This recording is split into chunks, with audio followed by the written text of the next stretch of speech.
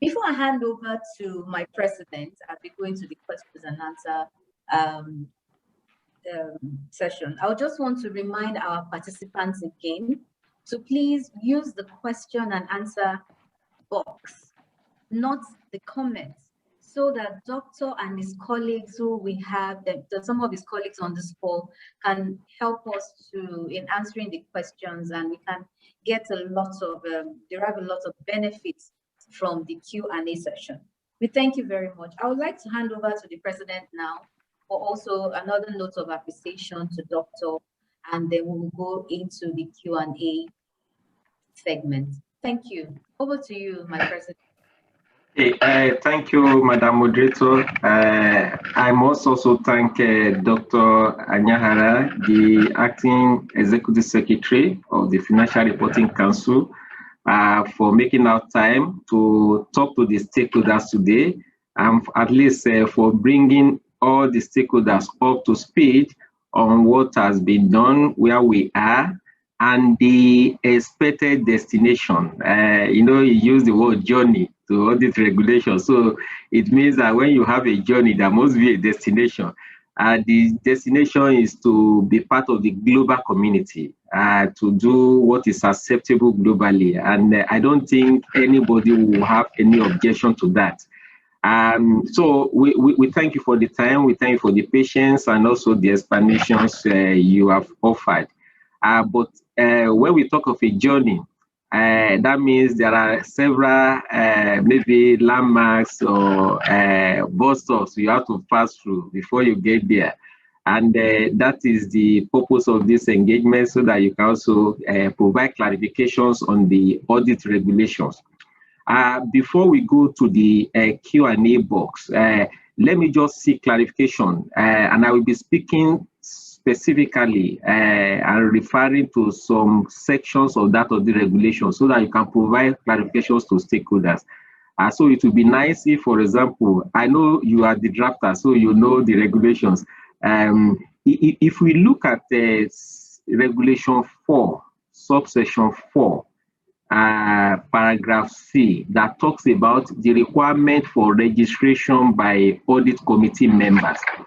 There is one item there, item C. It says that such audit committee member should submit evidence of registration as a professional under section 41, subsection 1 of the Financial Reporting Council of Nigeria Act, where applicable. So the question stakeholders have asked us is, does it mean that only professionals are now qualified to contest for election to the statutory audit committee? There are two committees. One is regulated by CAMA, which is mandatory for all public companies. And that is the one they refer to as statutory audit committee. And we have the board audit committee. Now, this particular one is talking specifically as what they would need, since section 26 provides that all the committee members must register. So an individual audit committee member is now required to submit this particular certificate as a professional. So the question again is that, is it only professionals who are qualified to now contest for election as audit committee member? So we'll be glad if you can respond to that, sir, or provide clarification. Thank you, my president, the advocate of the masses. I think we should be conferring the senior advocate of the masses on you, even though you are qualified to also get that of senior advocate of Nigeria, SAN. So it will be a double combination, and we will celebrate you. Thank you very much. We understand that that session is a concern. To answer your question direct, you don't need to be a member of a professional accounting organizations recognized by National Assembly to be elected or to offer yourself for election. I don't think our council has that powers to issue such. But in line with our mandate, and like I did make reference, I didn't know such questions would come. I made reference to CAMA the section 404, requires now audit committee members to be financially literate and one person to be a member. So assuming you're already a member of one professional accounting organization, for me, it is an added advantage to you. However, our own work, sir, and that is my reference I give to people, is that was why I also took the route of explaining the financial reporting supply chain. If you buy a vehicle, sir, you don't want to drive the vehicle. I don't think you need a driver's license. It's the person that driving the vehicle that requires a driver's license. Am I right, sir? In that case, if you get yourself elected as a member of audit committee, our understanding is that you are now part and parcel of the financial reporting supply chain, and therefore you are under our oversight. And in order to be under our oversight, we require registration. There is nothing that demands that you have to be ICANN or ANAN to seek for election. So registration we are talking about is to enable the council have a way of oversighting the people they ought to. I don't see anything sacrosanct about being a member of any of the two professional accounting bodies. However, you must comply with section 404, is it 4 or 5 of CAMA, and we are already putting a lot of things in place to ensure that the financial literacy aspect is met. So what we are doing also to show you that we are thinking ahead of all this issue, we are looking at the possibility of providing a window for specifically for audit committee members without necessarily showing evidence of membership of professional accounting organization. I don't know whether that suits. I know a lot of other issues to that. I'm already replying on the chat to some of them, sir. I don't know whether that suits you. Okay, I think the one that is of interest and also provide proactively the follow-up question is your statement that the council is looking at a window for audit committee members.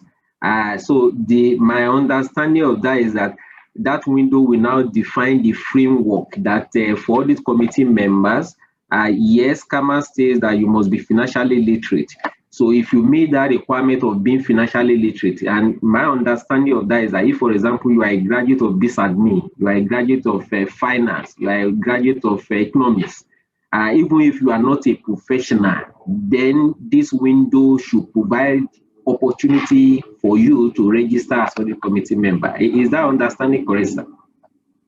Well, it's like you're already working in FRC and you are preempting the mindset of the council.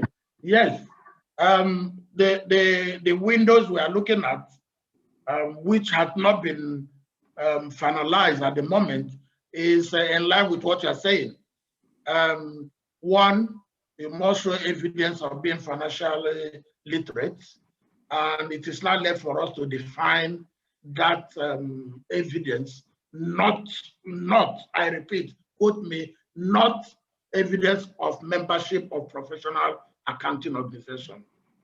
And another thing we are looking at is, of course, for us to do it, you will also show us evidence of having been elected as audit committee member, so that we don't give you that forbearance and you are not there. So we would, like I said, in our engagement with the stakeholders, we are proactively looking at some of these issues. And thank you, and I'll say thank you again for providing the platform for letting people know, at least your own area, what we are doing in this regard. And that is the beauty of having this 1-year transition period. We use it to smoothen all the gray areas and make sure that things go on perfectly well. Yes, sir. Okay. Sorry, sir. I requested that 2 of my directors who are on the platform be upgraded to panelist session. I sent it so that yes, it will not look like a one-man show.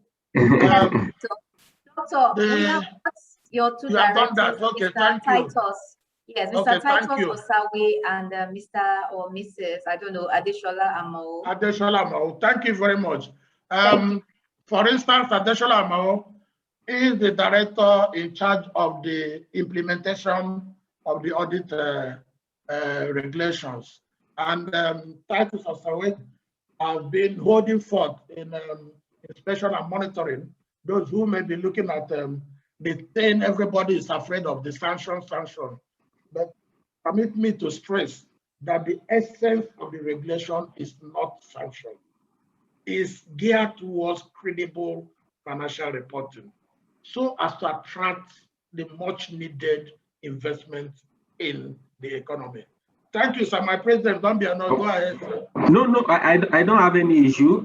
Please also feel free anytime you want any of your colleagues to respond. Please feel free since they have been upgraded, so that we can get all the possible comments and also guidance on the next line of action. And as I said, yes, sir. We are just presenting to you some of the questions we have before. Yes. So the other question, this also is not something we should consider to be theoretical. For example, one question that companies we receive from stakeholders in companies are assuming, yes, this regulation says that all the committee members must be registered with Financial Reporting Council. Assuming we have an audit committee member who says, yes, I'm aware of this regulation, but I'm not going to register with Financial Reporting Council. What can the public company do? Because we cannot force, they must first have been elected by the annual general meeting as audit committee members. So if you have an elected member saying that I won't register with Financial Reporting Council, for whatever reason, it will range from they don't have the powers to control me. And the question then is that what can the public company do? And the follow-up to that is that who will then be penalized? Is it the company or is it the audit committee member who says, I'm not going to register? Thank you very much. You said it's academics or theoretical. Like I did mention, I don't know whether that my analogy gets down well. And thank you for being a lawyer. I will ask you that. Can you say that you would drive a vehicle on the road of Nigeria without driver's license?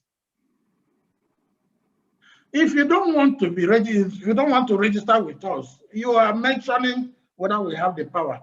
Sir, is audit committee part of the process of financial reporting trend?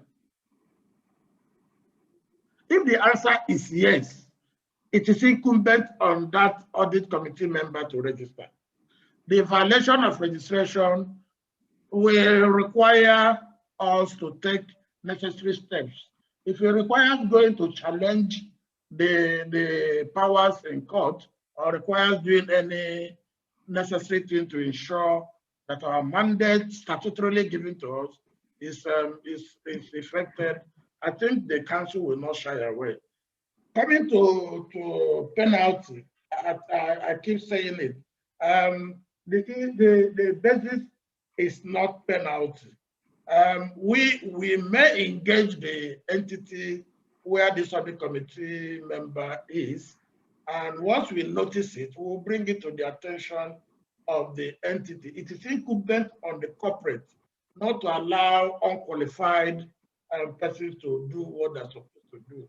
If the law says we must do this, and the entity offers themselves to allow somebody who is not qualified to drive their vehicle, who will be held responsible? Both will be held responsible. That is my own understanding of it. Probably we'll send it to our legal department to have interpretation. And my colleagues are here to, if they have addition.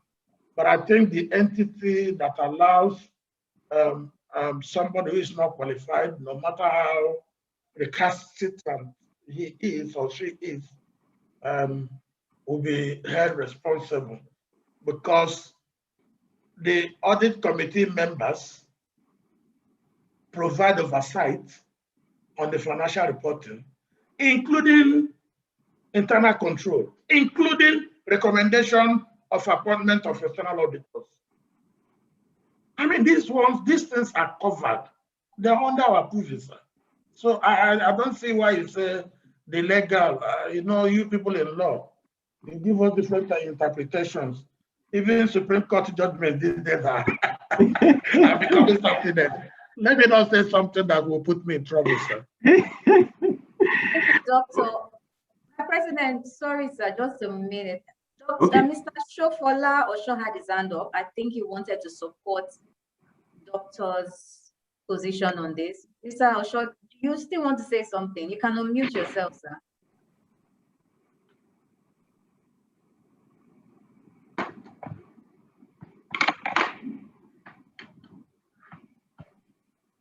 Yes, you can unmute yourself, please.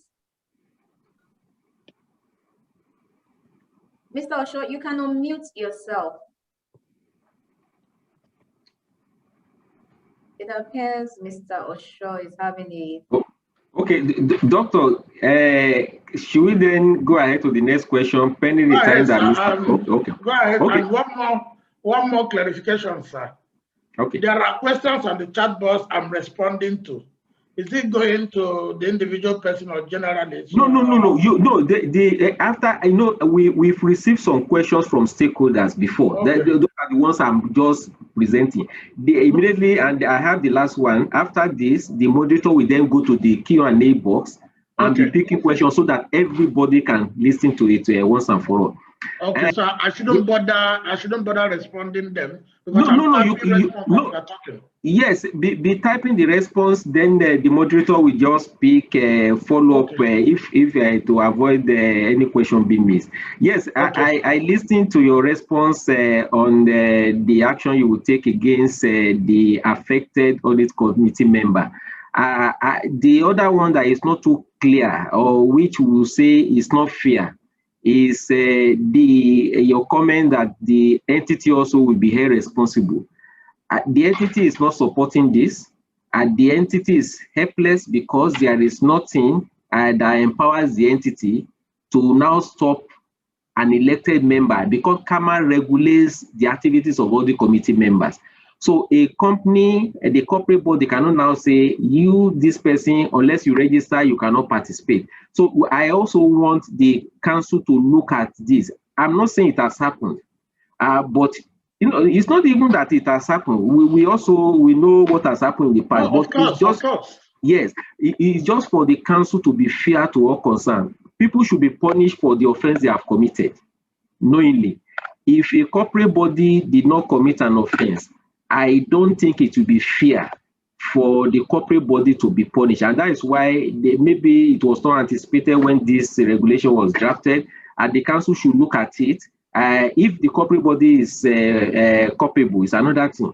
But if the corporate body is helpless, it is something that the council should consider, so that you don't punish somebody for what he has little or nothing, no control about. So I then go to the last question that I have, that we have received. If we look at Regulation 29(1)(a), it says that the Financial Reporting Council can suspend and have the name of the audit committee member deleted from the council's register for a period not exceeding 12 months. And the emphasis here is on suspend. This suspension we are talking about, is it suspension of registration of that member with the council, or suspension of that person as an audit committee member? Because there are two suspensions. This particular member has been elected as audit committee member. So are we talking of his suspension as audit committee member or his suspension as a registrant with the Financial Reporting Council?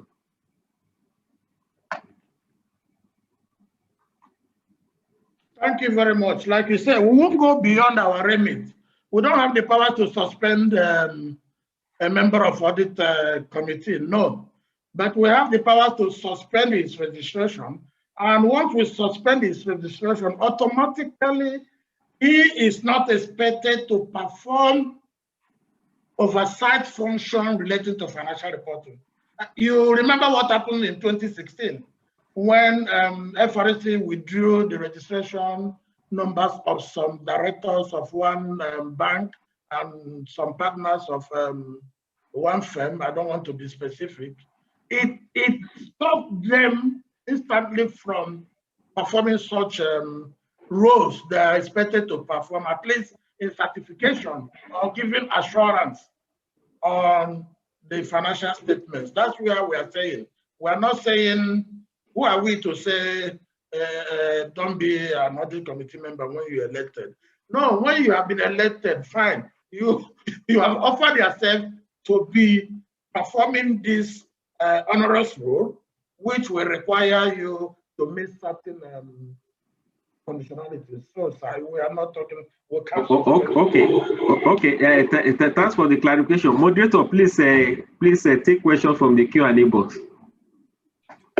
Thank you so much, our doctor, as well as the president. Thank you for the clarifications you provided.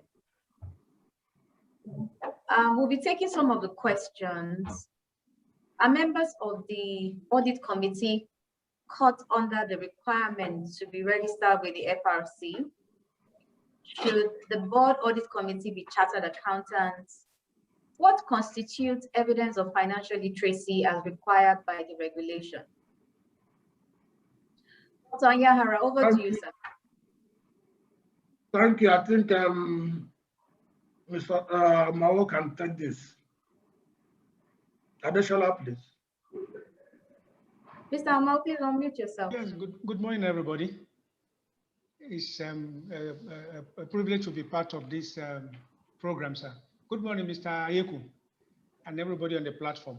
Now, the question that the person raised, as a member of audit committee, you are expected to register with the council. Now, if I may go back, I think with one of the questions that Mr. Bode asked, whether, I think making reference to 4C, where it says, as if you have registered with FRC before, this is what that area is saying.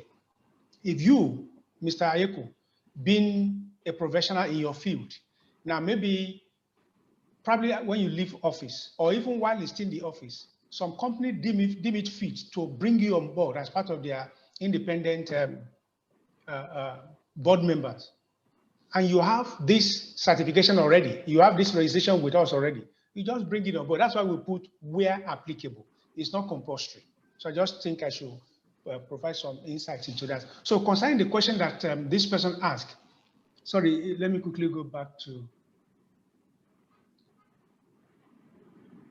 Yes, the second question, please. Should the board audit committee be chartered accountants? No. It's not compulsory that it must be chartered accountants. Board committee, especially audit committee, should comprise of various professionals to bring insights to the activity of the board. So it's not compulsory that you must be chartered accountant. It's not. What constitutes evidence of financial literacy? Now, if you look at the code, I mean the regulation, we define it there. Part of the definition, we say it means the possession of the set of skills and knowledge in financial matter acquired through training that allows an individual to make informed and effective decisions on financial and ancillary matter. And I think I'm glad with the position of the acting CEO when he said we're going to create a window where this could be enhanced, because it is believed that it's not it's not what you can just acquire probably in a day. So some they have it. So what we probably need to do after some chats, we could deduce whether some class of people have this or not. And where they don't have it, the council, like he said, will create a window where some of this knowledge could be enhanced. So that is the definition that we have there. It's not when you become chartered accountant or ANAN or fellow. No, that is not it. That's the definition we have there at the back there. Thank you, Mr. Mao. You're I welcome. think we'll quickly go to the next question by Ahudia Ukewi Amodu. He wants to know the audit regulations require members of an audit committee to be members of at least one professional accounting body in Nigeria. We're aware that there is a decided case by the Federal High Court that nullified this stipulation by the FRCN. Your response? I want to take that. Yeah, I was typing the response. Yes, there is an appeal, but that is not my main area. I think we should look at developments and look at things the way they are. I don't want to go through memory lane. We included this in our code in 2016, and the code was challenged by Independent Shareholders Association. And while the case was going on, government withdrew or suspended all those codes before we started this. And while we were on this, CAMA 2020 came out. And now it is a requirement of the law of CAMA that a member should be financially literate, and at least one should be a member of professional accounting organization. So what are we now contesting? Is it the provisions of CAMA 2020 or the suspended code? So I think this should not be an issue if you ask me. And actually, in line with the objects of our council, which, and if you look at section 11D, it says we should ensure accuracy and reliability of financial reports and corporate disclosures pursuant to the various laws and regulations. I think the various laws include CAMA 2020, and we are giving effect, like I said in my address, to the provisions of CAMA 2020. So let's not be drawing things back. Nigeria needs to move forward, if you ask me. Thank you. Thank you, Doctor. We will quickly move on to the next question. Can I add something, please? Can I add something, please? Is it possible? Oh, okay, Mr. Osawe. Yes, go I ahead. already raised my hand. Thank you, Doc. Thank you, Biola. Just as an addition to what my acting executive secretary has said, the point in the reference that was made concerning a decided case, I think it should also be clarified. What stood unique there is the fact that in the rule which was challenged, the rule contained the fact that the headship of the audit committee should be a chartered accountant. I think that was what was challenged. Now, if you look at the current CAMA 2020, of course, in addition to saying all members should be financially literate, did say that at least one should be a member of an accounting professional body recognized by an act in Nigeria, but it did not say that that member should be the head. And I think that is where that should be highlighted. FROC is not now saying the head must also be a chartered accountant, but the fact that there must be at least one accountant should be emphasized. I just thought I should put that across as an additional information. Thank you. Thank you, Mr. Osawe. Our participants want to know if Doctor's paper would be shared with us. Doctor, I didn't get that. Your paper, the paper you presented, if we... Oh, fine, of course. No, definitely. Once we finish now, we'll email it to you and to, I will email it to you and to the President for onward transmission. Thank you very much. We're very pleased with that. Mr. Nonao wants to know, why is the cost of registration on the FRCN platform different from actual? I'll just read all of his questions and hopefully we can answer them in one sweep. FRCN should not be fundraising focused. In this line, the fine should be corrective based. Why are the officers of the companies that are registered by FRCN not the ones called to pay for the fines? No engagement of registered members on development in the space that FRCN controls. Doctor, over to you, sir. Thank you. I think Sawe should, Mr. Sawe, you can provide response to why is the cost of registration on FRC platform very different from the actual. I think this is surprising.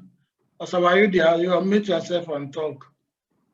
Well, thank you, sir. I said that is surprising, really.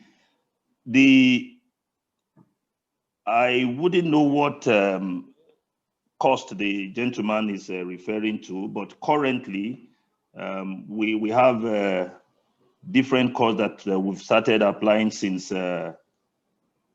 last quarter of 2019. They are all, I mean, they are in various forms. I mean, they are in various amounts depending on the registration that you are carrying out.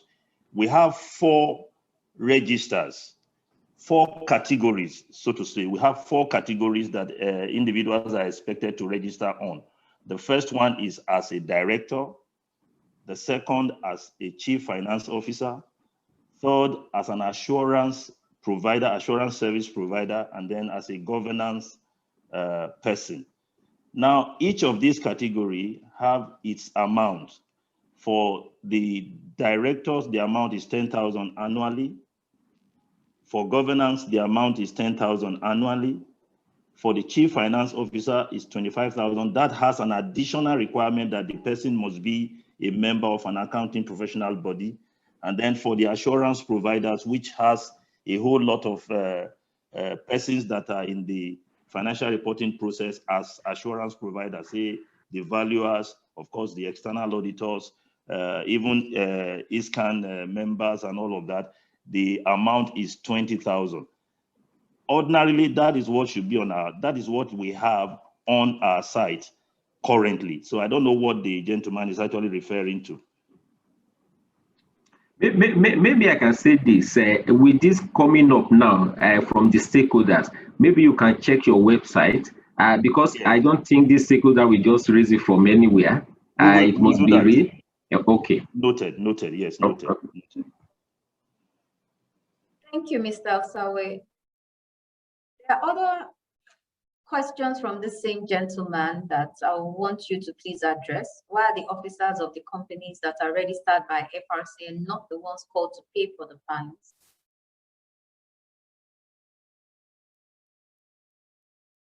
Would you like to answer that, sir? Am I still on, or Doc, I continue? Yes, please. Okay. Yes, now, please continue. 2 things. Now, for the person concerned, the individual professional concerned, of course, the issue of being penalized. Remember too that as my acting ES has said, the focus, of course, is not on sanctioning. And I dare say the person said money raising. We are not raising funds and all of that. But sanction is one of the things that, of course, serve as a deterrent. Now, for the individual professionals concerned, yes, he or she will be sanctioned as a person. But extending it now, we are saying it is also the responsibility of an entity, in this case, the corporate body that we are talking about now, the PIE. It is your responsibility as a PIE to ensure that any person carrying out a particular function for you, for your entity, should at least be seen to have complied accordingly. And I think that is one of the things that Mr. President had addressed, the issue of being fair to the corporate body and all that. So what we are saying is you owe it, the corporate organization owe it as a responsibility to ensure that those who carry out certain functions on its behalf comply with the extant laws and regulations that are in operation at that particular point in time. So that is how the link, was established. That yes, for the individual professionals, he has erred, but then the company who allowed him or her to have used his certification in its financial statement, as it were, should also be held responsible at some point. That is what the FRC is trying to use the company to check on the individual. I think that's the purpose of all of that. Thank you. Mr. Sakwe, just to provide information that, we talk about fairness, and fairness requires that there is a person who erred that should be punished. As at now in Nigeria, there is no way you punish a mother for the sin committed by his child. If a corporate body has not committed an offense, we are looking at fairness, and it is something that is basic also in the Constitution. That's why earlier I mentioned that let a person be responsible for his or her crime. We cannot hold a corporate body vicariously liable for the offense or infraction of an individual.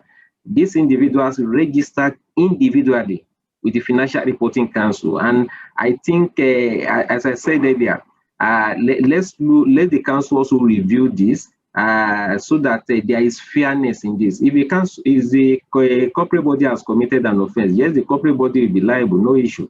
But if it's an individual, we should not just visit the sin of the father on the child.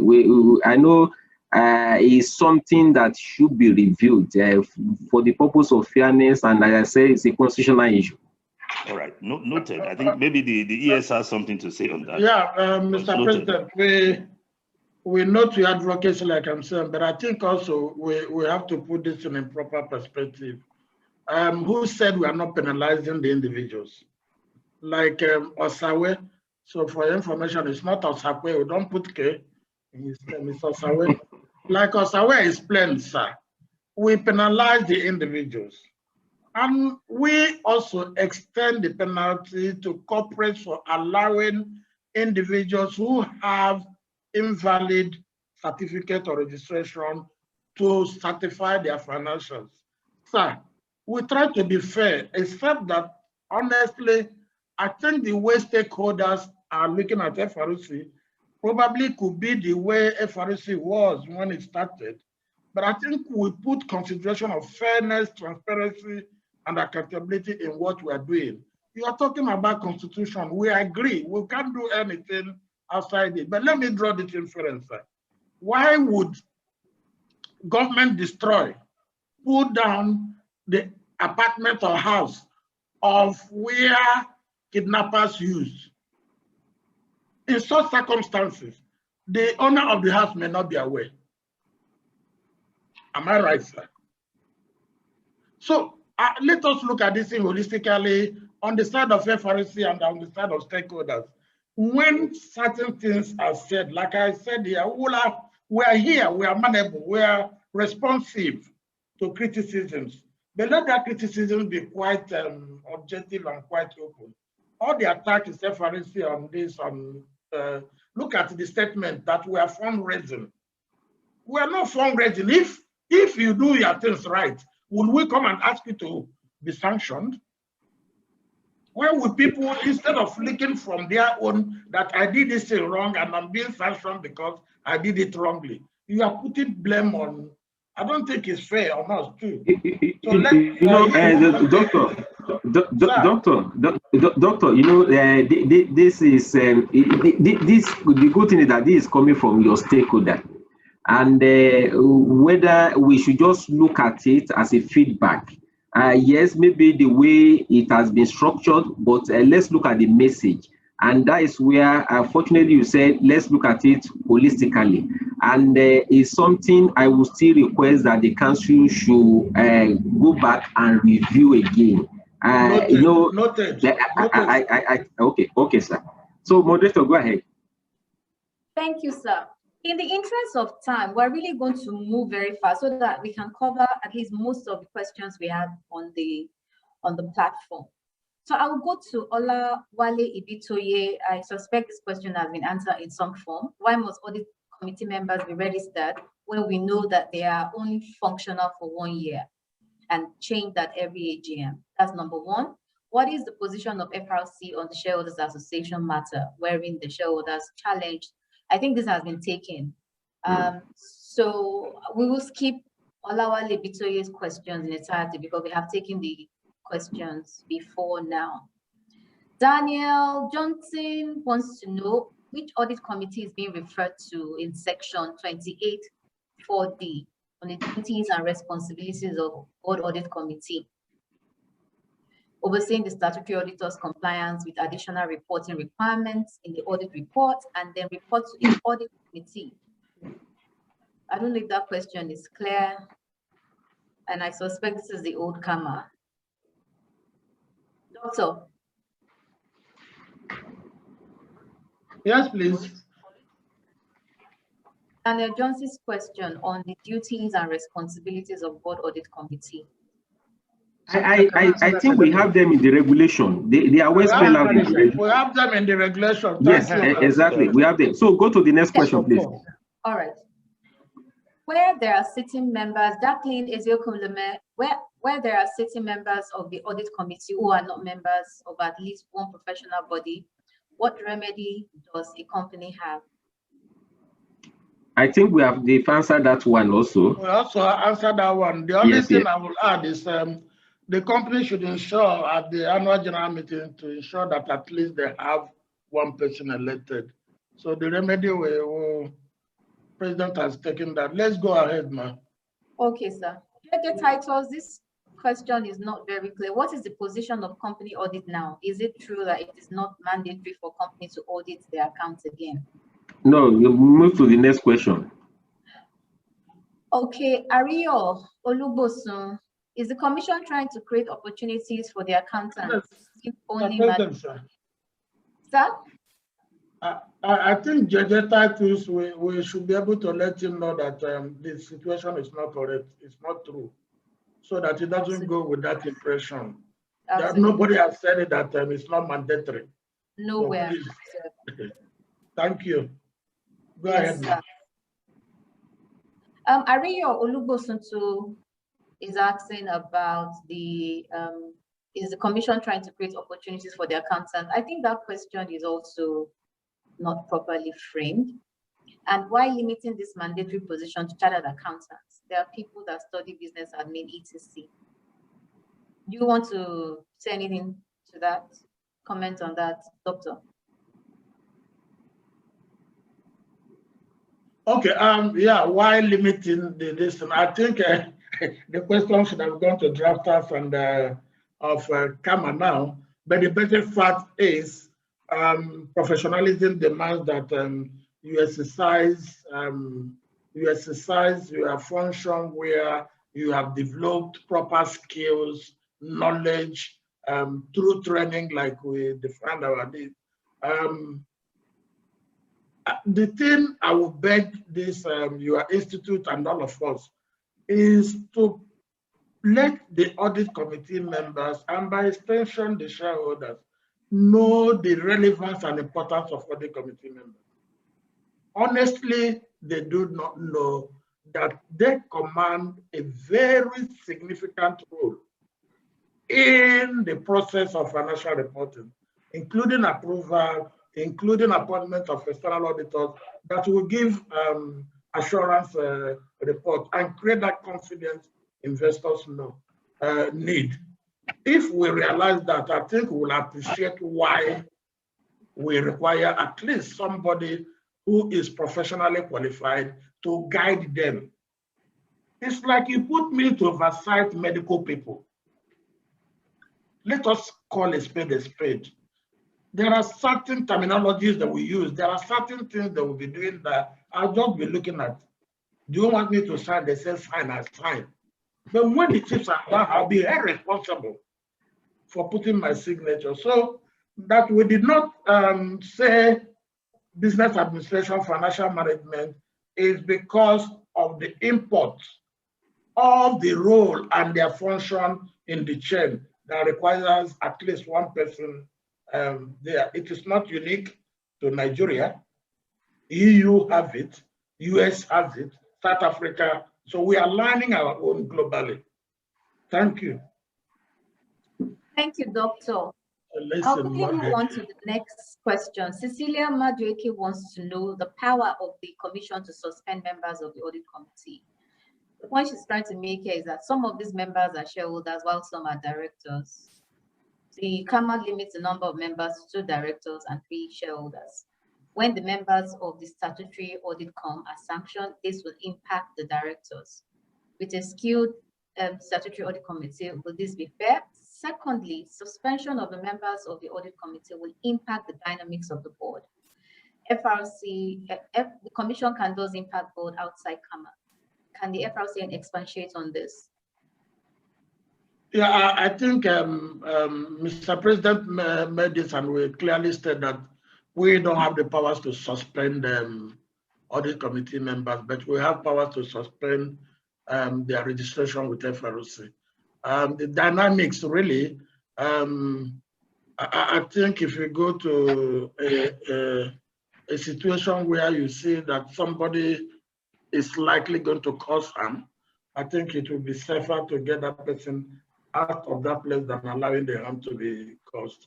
And I did mention also that the objects of our law in section 11 tells us that we should give effect pursuant to every other law in relation to financial reporting. So, and let it be of interest to all members on the platform. We are currently working with the Corporate Affairs Commission towards streamlining and harmonizing the 2 acts where we have some conflicts. Don't forget the fact also that the 2 agencies, that is Corporate Affairs Commission and Financial Reporting Council of Nigeria, are supervised by 1 minister.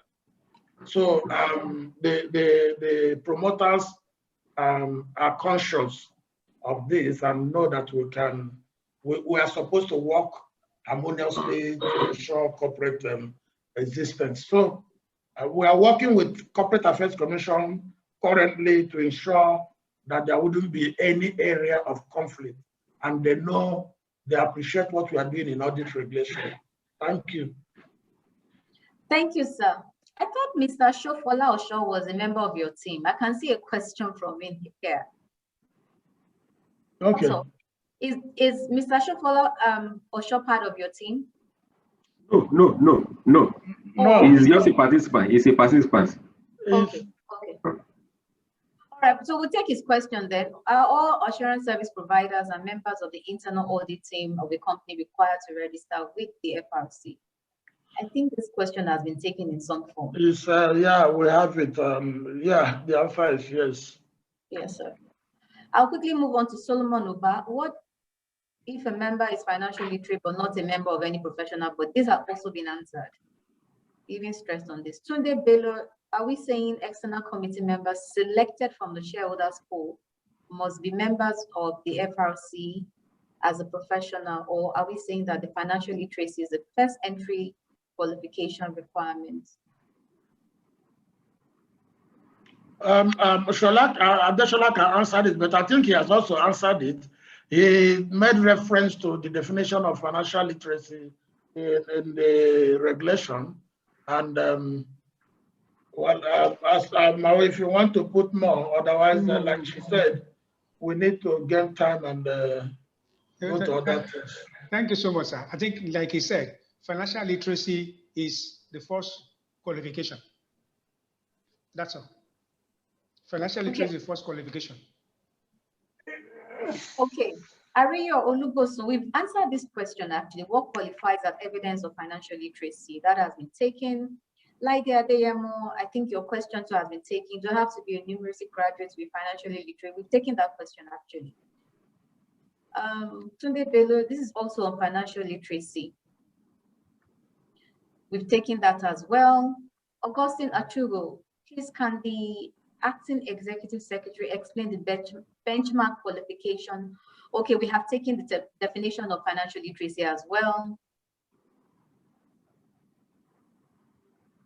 So Nono was just making a comment here. Ngozi Odiakanu, where registration have long been done for over 3 weeks online, and the FRC is yet to issue a number, what will the company do before the submission of accounts? Will evidence of registration suffice? I think this is important. Doctor, Mr. Sawe, please. Okay, thank you, Doc. If I understand the question, he said the person said he has registered for 3 weeks, for about 3 weeks. Well, that would be something that is a tough one to take. If you say you have registered, then it means you have concluded the entire process. But then if at the point of you filling out the form and all of that, there is something that is hanging, of course, there must have been a reason for that. Normally what happens, if you fill out the registration forms, which is online, if you fill it out properly and do your payment, to be modest, in maximum of 72 hours, you should get yourself registered.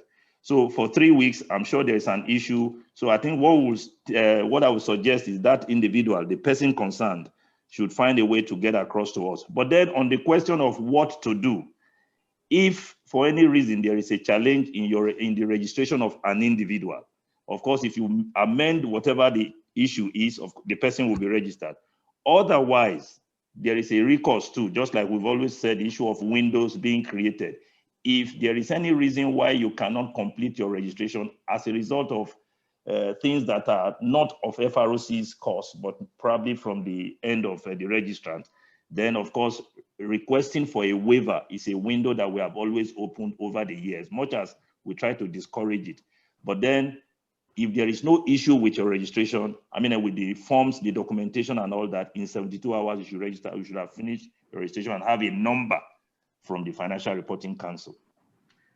I'm grateful for the response, Mr. Sakwe, but just to make a suggestion for the consideration of the council in terms of delayed registration, I think what this person is looking for is that could there be a possibility whereby automatically the candidate can be informed as to the bottleneck? Why is there delay? So it could be you have not submitted social certificate, please submit, so that automatically, instead of the person getting in touch, this person may be outside Lagos, how will he contact FROC? But if there is this interface, electronic interface, whereby the person can get maybe a text message or an alert to his phone to say, provide social information in order to progress with your registration, I think that would be helpful. And I know the IT team, they are always working on improving the process. And there is something that will also free the time for your personnel to do their work, so that the interface is just done electronically as to what is required, so that your 72 hours mandate or timeline that you are looking at can actually be effective. And the applicant will know why the delay and what is expected for him or her to clear the issue. Thank you, President. I think that you've actually answered the question. Perhaps I didn't put that in my response. As part of the process, the reason for any delay, there is always a feedback. As part of the requirement, an email is supposed to have been supplied by the pending registrant. And in the process of registering that individual, if there's an issue that comes up along the line, there is there is a message sent to that individual to know. That's why I said the 3 weeks that he's using is a little bit of a concern, because that feedback system is already there. And of course, even when the whole process is completed, you also get an email communicating your Financial Reporting Council number to you. All of that is what I have situated into that 72 hours between your starting the registration and completion. But in all of that, there are emails, communication back and forth between the registrant and FROC. So that's why I say he, in his own case, he may need to get across to us so that we know exactly what the situation is, because that has been done across. So it's very good that you have that process in place. And I also know of a situation whereby this auto feedback is not going to some emails, maybe corporate emails. I hope the issue also would have been addressed by now, so that people from the comfort of their homes can actually get feedback as to what is delaying, or if they have completed the registration, and then your council and the personnel will be able to focus on their assignment instead of just responding to calls from time to time. Yeah, Mr. President, like Osawe said, let me amplify it. We don't even have physical interface these days. Since August 22nd, 2019, we redesigned the portal in such a way that is very interactive. Like you said, once you submit your registration, you get automatic email. And if there is any issue, we decline and you get automatic email. So there are certain situations you and I know that may be beyond our own control too. If the automatic email goes out, we don't have that feedback that it bounced back. So how would we know that the corporate and this thing? And that is why Osawe is saying get across. I think the word get across is not coming to visit us. It is get across. We have inquiries at Financial Reporting Council, which you can send email to. As we are here, I'm responding to some of the inquiries at Financial Reporting Council. So there are several ways we get in touch. We have removed physical touch in our registration, but also you and I know that technology, one time or the other, there may be one hitch, like there was a 2-day period that our portal was down.